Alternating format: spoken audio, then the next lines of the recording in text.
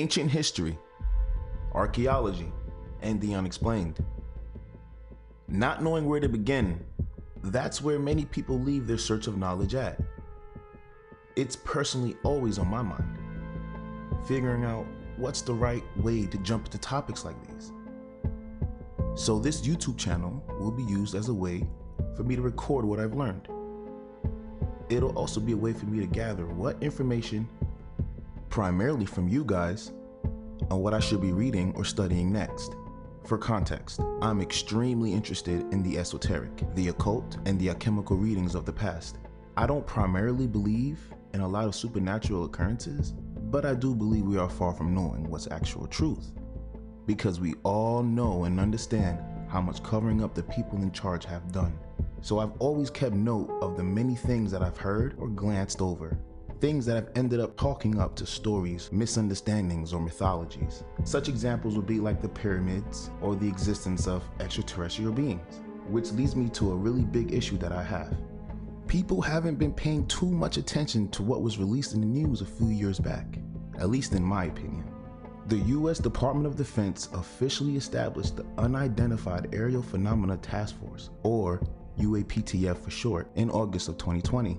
Now, this task force was initiated by the US Department of Defense as part of its ongoing efforts to assess and investigate reports of unidentified aerial phenomena encountered by military personnel.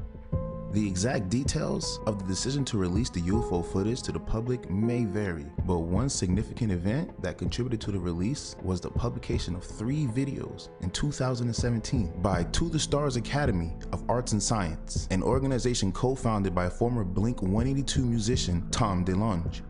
These videos, which depicted encounters between United States Navy pilots and unidentified objects, garnered significant attention and played a role in prompting further investigation and subsequent official acknowledgement by the Department of Defense.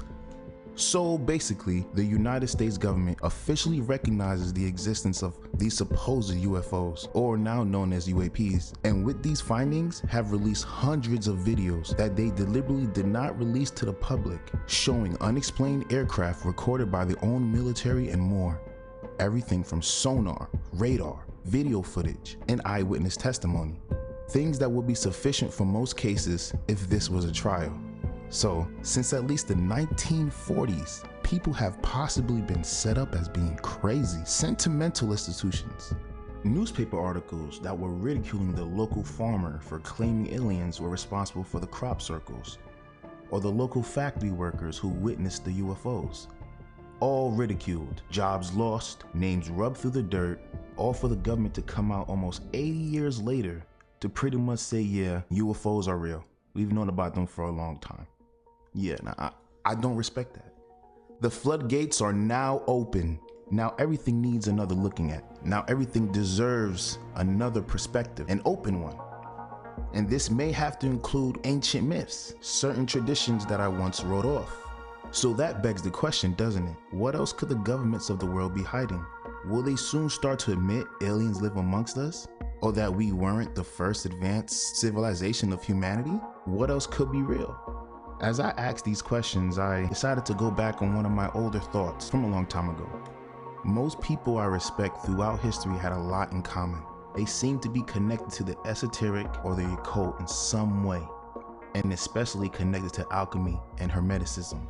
From Plato of ancient Greece to Isaac Newton, the creator of calculus and the Newton laws of motion. These people had a similar belief system to the teachings of hermeticism. I mean, even Isaac Newton himself was a confirmed alchemist. So much so that it was found in his personal writings after his death that he conducted alchemical experiment and wrote extensively on the subject. Newton sought the philosopher's stone and believed in the transmutation of metals. I would love to go down a path like this, trying to open up my mind to a different avenue and different sources of knowledge. There are even some esoteric groups that claim Leonardo da Vinci was a part of their respective group. I would definitely dive into Da Vinci one day. He's one of my favorite artists and overall minds of all time. I feel there's a real connection between alchemy and all of these well-known mathematicians and philosopher minds. To know that Isaac Newton, the inventor of calculus, was not spending most of his life coming up with the scientific ideas that we know today, but most of his private and personal work were almost completely involved with alchemy, to the point where it is suspected that his illness in the middle of his life was evident from the inhalation and overexposure of mercury that is usually associated with alchemists throughout history. These are things that must be looked into. These are things I'm looking forward to looking into. So, with great joy, I'd like to introduce my channel. Please like, comment, and subscribe, everyone, and be safe.